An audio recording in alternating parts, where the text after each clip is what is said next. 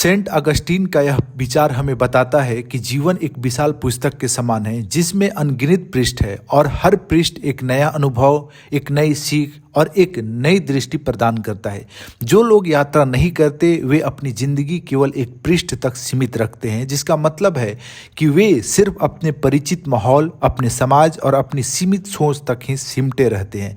यात्रा करने का तात्पर्य केवल भौगोलिक यात्रा से नहीं, बल्कि यह नई चीज़ों को सीखने, नए लोगों से मिलने, अलग अलग संस्कृतियों को समझने और जीवन को एक व्यापक दृष्टि से देखने से भी है। इसको कुछ उदाहरण से आइए हम समझते हैं। दो अलग अलग जीवन जीने वाले व्यक्ति के उदाहरण से समझते हैं।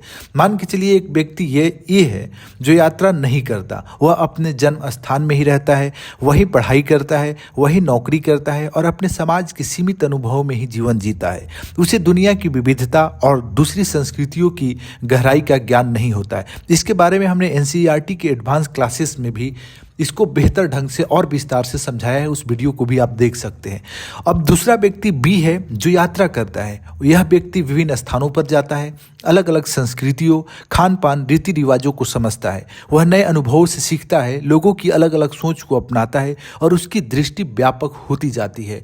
तो व्यक्ति बी का जीवन अधिक समृद्ध, ज्ञानवर्धक और अनुभवों से भरा हुआ होता है, जबकि व्यक्ति ए का जीवन एक सीमित दायरे तक ही सिमटा रहता है।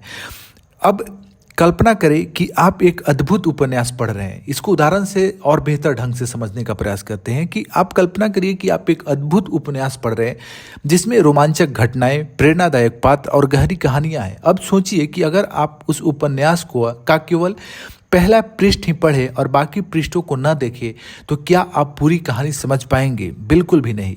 ठीक उसी तरह अगर हम अपनी पूरी जिंदगी केवल अपने परिचित माहौल में ही बिता दें और नई जगहों, नए अनुभवों से बचते हैं तो हम जीवन की पूरी सुंदरता को नहीं देख पाते हैं।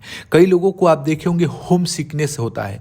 जैसे वो बाहर जाते हैं तो उनको अनकंफर्टेबल फील होता है, उनको लगता है जल्दी से वापस अपने घर आ जाए। वो क्यों होता है? क्योंकि शुरू से ही उनका व्यक्तित्व, उनका नेचर जो है वो उस वे में नहीं ढला होता है जिस वे में कि वो अपने आप को दूसरे जगह पे कंफर्टेबल फील करा सके, वो घूम सके। उनमें घूमने की आदत नहीं होती है, दूसरे लोगों से बात करने की आदत नहीं होती, सोच बहुत नैरो होती है।